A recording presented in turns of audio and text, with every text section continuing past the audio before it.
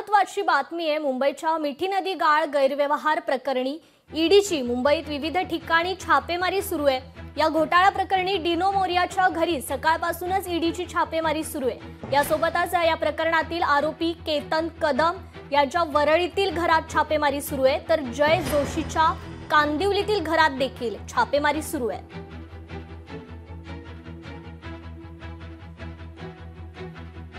या संदर्भात आपण अधिकची माहिती घेणार आहोत। आपल्या प्रतिनिधी मीनाक्षी म्हात्रे आपल्याशी जोडल्या गेलेल्या आहेत। मीनाक्षी, ईडी कडून ही कारवाई करण्यात येते, छापेमारी सुरू आहे, खरं तर याबद्दलची अधिक माहिती काय द्याल? निश्चितच मुंबईतला मिठी नदी गाळ घोटाळा प्रकरणात आपण पाहतोय की आता ईडीने एंट्री मारलेली आहे आणि आज सकाळपासूनच ईडीकडनं मुंबईतल्या विविध ठिकाणी छापेमारी सुरू आहे। मात्र सकाळी 7च्या सुमारास आपण पाहतोय की आरोपी केतन कदम यांच्या देखील निवासस्थानी ईडीचे अधिकारी जे आहेत ते पोहोचलेले आहेत। वरळीतलं हेच लोटस कोर्टच्या मागच्या बाजूला असलेली ही इमारत, त्याच इमारतीमध्ये केतन कदम जे आरोपी आहेत ज्यांना अटक झालेली आहे या संबंधित प्रकरणामध्ये ईओडब्ल्यूनी जी गुन्हा दाखल केलेला आहे आणि त्यानंतर अधिकाऱ्यांनी या ठिकाणी छापेमारी केली होती।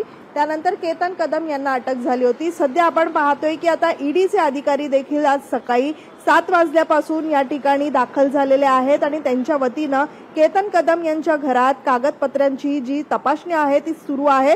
संपूर्ण प्रकरणामध्ये जवळपास आपण पाहिलं तर कोट्यवधी रुपयांचा भ्रष्टाचार झाल्याचा आरोप आहे आणि केतन कदम सध्या जेलमध्ये असून त्यांच्या वतीनं जामीन मिळवण्यासाठी अर्ज जो आहे तो करण्यात आलेला आहे, पण मात्र कोर्टाने हा अर्ज जो आहे तो फेटाळून लावलेला आहे। सध्या त्यांच्यासोबत जे अटक झालेले आरोपी आहेत मात्र जय जोशी याला आता जामीन मंजूर झालेला आहे। त्यामुळे एकीकडे आपण पाहतोय की सत्र न्यायालयाने जय जोशीला जरी जामीन मंजूर केला असला तरी आता कशा पद्धतीत ते तपासामध्ये सहकार्य करतायत। मात्र एकीकडे आपण पाहतोय की आज सकाळपासूनच ईडीकडनं ज्यावेळी या संपूर्णच मिठी नदी गैरव्यवहार प्रकरणामध्ये छापेमारी सुरू आहे, बांद्रामधलं जे अभिनेता डिनो मोरियाच्या घरी ईडीचे काही अधिकारी पोहोचलेले आहेत, तिथे छापेमारी सुरू आहे। तर इथे देखील आरोपी केतन कदम यांच्या देखील निवासस्थानी ही संपूर्णतः छापेमारी सुरू असल्याचं पाहायला मिळतंय।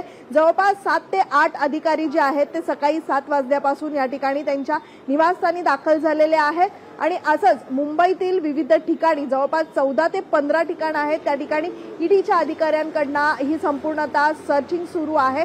त्यामुळे एकूणच आता या प्रकरणामध्ये ईडीच्या हाती काही नवीन पुरावे लागतायत का किंवा आणखीन काही लोकांना यामध्ये अटक केली जाते का याकडेच प्रामुख्याने लक्ष राहील, पण मात्र ईडीची ही छापेमारी अद्याप अजून किती तास सुरू राहील याकडे देखील प्रामुख्याने लक्ष राहणार आहे। निश्चितच धन्यवाद मीनाक्षी, तुम्ही दिलेल्या या महत्त्वाच्या माहितीबद्दल।